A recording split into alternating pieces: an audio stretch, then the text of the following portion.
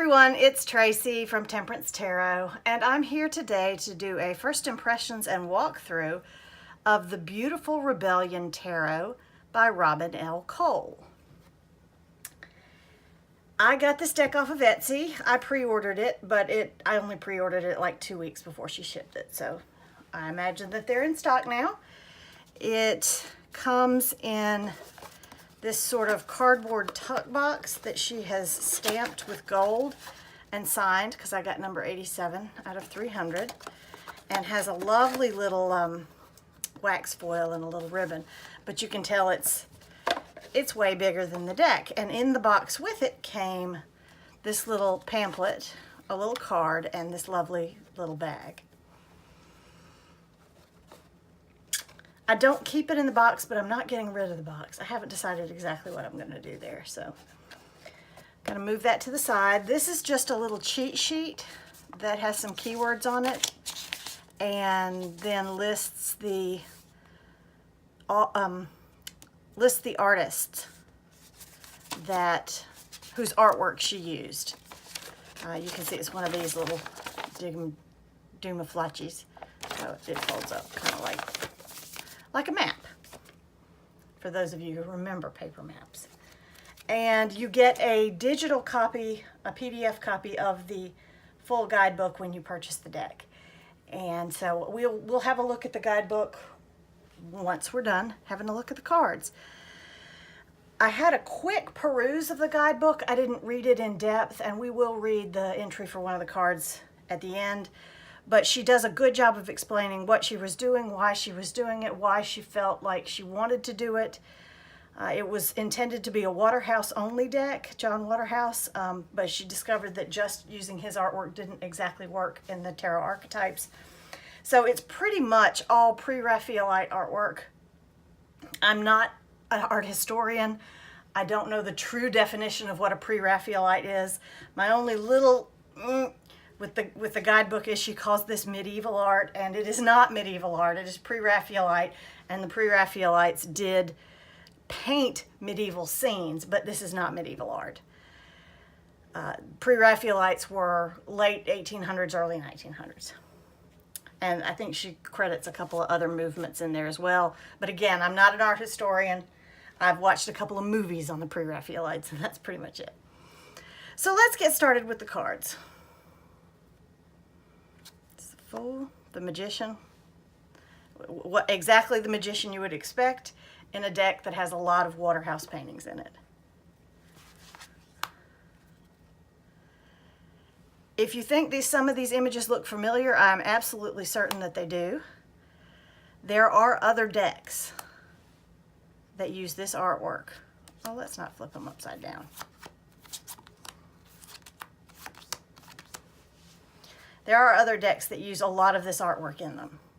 I just didn't happen to own any of those decks. And I believe the one that comes to mind is the Tarot of Delphi, which isn't going to be reprinted for a year or so. So there you go. I found this an easy way to get this artwork. It is not collage artwork.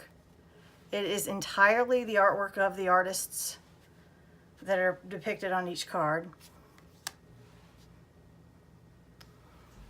It's just a piece of the painting. And we will go through all of the cards, so if you want to not see all of the cards, just fast forward. Most of the cards, they all use the same font, and sometimes the title's at the top and sometimes it's at the bottom.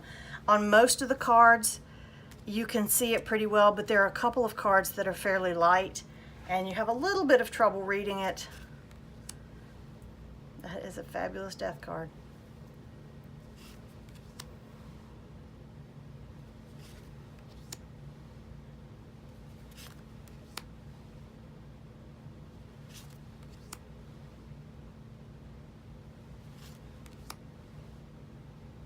She explains her whole creative process in her guidebook, in her PDF version of the guidebook, not the little cheat sheet.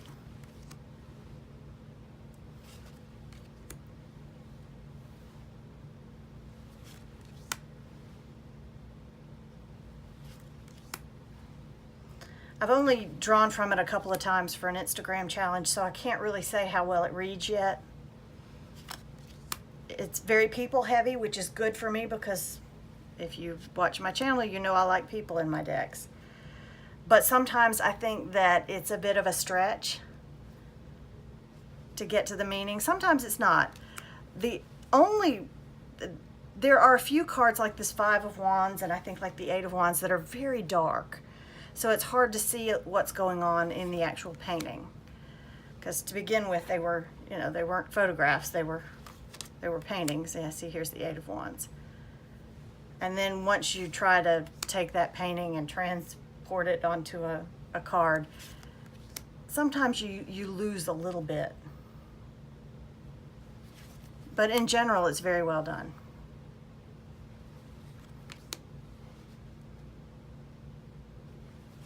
Very female heavy, but that's to be expected of that art movement. They painted a lot of women.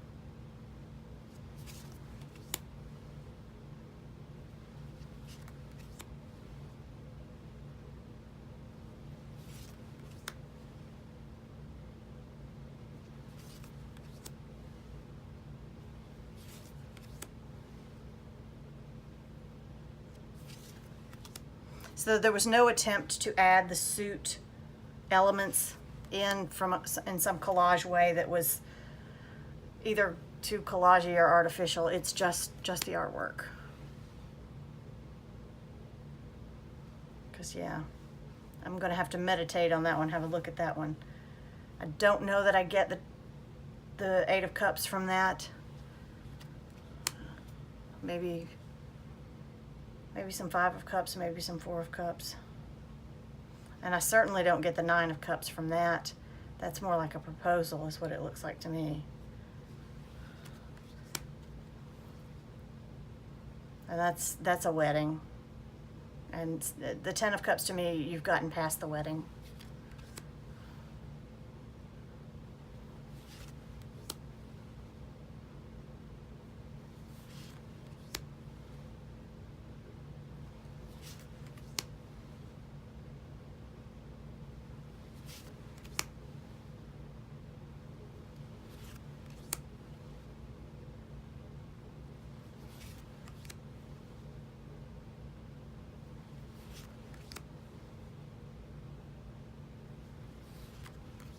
See, that one seems a little bit fuzzy.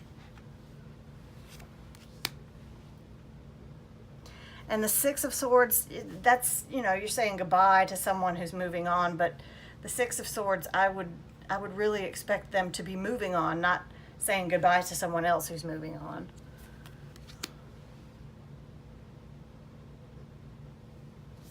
That's a little treacherous.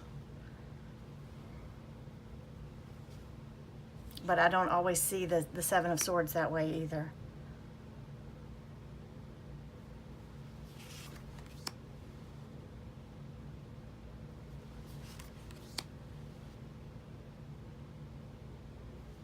Do like that Page of Swords. That is really nice.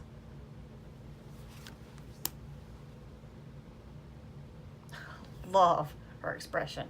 Yeah, you're not telling me the truth. And this lady was the reason that I bought the Distant Past Tarot. She's also in my Distant Past Tarot. And finally, the Pentacles. I like that Ace of Pentacles. That's really cool.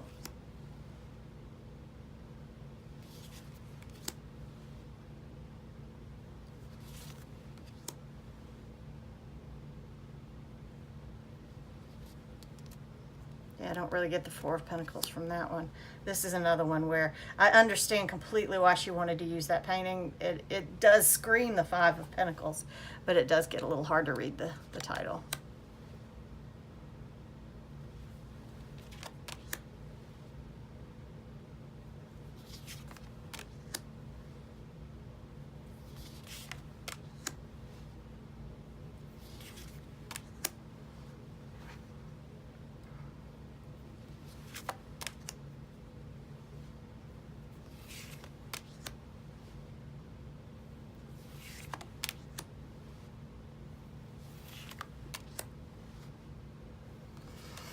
And there we have the cards. I will admit the cardstock is really good. I love this cardstock. This is, you know, this is plain cardstock. It has a linen finish. It shuffles beautifully. It bends and it slides, but it's not slippery. The finish is not shiny or sticky, but it's not super matte either. It's plain cardstock, which I wish more decks were made on plain cardstock because I think it's, you know, it's fabulous and it's designed to hold up for a long time because people use playing cards forever. Let's pull a card and read. I want to show you the guidebook that you can get, the PDF guidebook. One of the things that I discovered with PDFs is if you also have the Kindle app, like I've got an iPad here and I save all my PDF guidebooks to my iPad, and you can then, you can open the PDF and then you can save it to your Kindle app, and then your Kindle app, you know, works just like any other book, so it's really, it makes it a whole lot easier to navigate. So here we have the Hermit. What a lovely card. It's very hermity. And here's the guidebook on my Kindle. So it has an introduction, it has a table of contents. She talks about the deck and how she came to develop it and how difficult it is to independently produce a deck, which if you've been reading Benebell Wynn's blogs lately where she talks about producing her deck, you get it. I'm not ever going to produce a deck. Then she talks about the artists and all of the different artists that she used in this deck and which cards they go to. And a little biography about them. And when you get to the last one, because there are quite a few, but Waterhouse is last. Rossetti.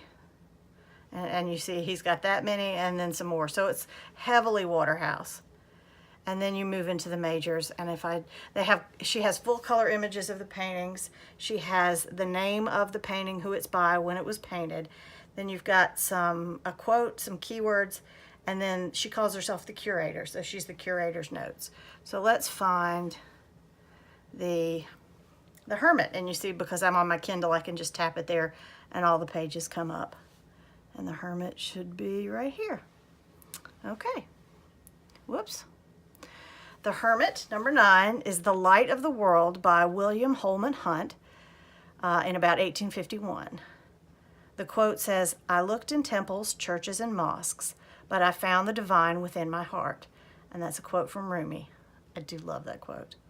Keywords: withdrawal, solitude, isolation, introspection, a light in the dark, guidance, discernment, self-awareness, faith, spiritual awakening, soul searching, looking within, and me time. Then her curator's notes. The hermit stands alone, and whether he is depicted deep in a forest grotto or high atop a mountain, one thing always remains the same. He holds the lantern to light his way. For me, the hermit is not complete without that lantern, that light, that beacon in the dark. It lights his way as he retreats to his quiet hidden place, and it also offers us a bead of light to follow when our own path seemed lost. The hermit knows where we must go to seek the spiritual pinnacle, and he is ready to share his knowledge with others. While his path may not be our path, he is more than willing to share his tips and tricks for finding your way through the woods, and his lantern is there to relight your candle should the way forward prove too dark. See, that's just lovely. It's a really lovely guidebook.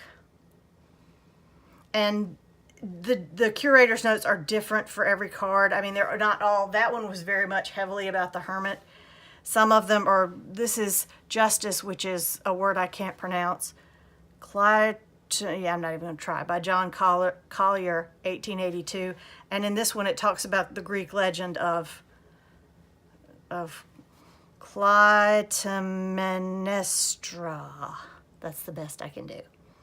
Was the wife of Agamemnon. I can pronounce Agamemnon. So you can see this has got a really, really lovely guidebook that really gives me what I want in a guidebook, which is tell me about your process. Why did you pick certain things? And then give me some really nice meanings for the cards. Like this quote, "Law and justice are not always the same," Gloria Steinem. So all in all, my first impression of this deck is very positive. I'm not quite sure how it's going to read, but yes, very nice deck. Thank you so much for watching, and have a fabulous day.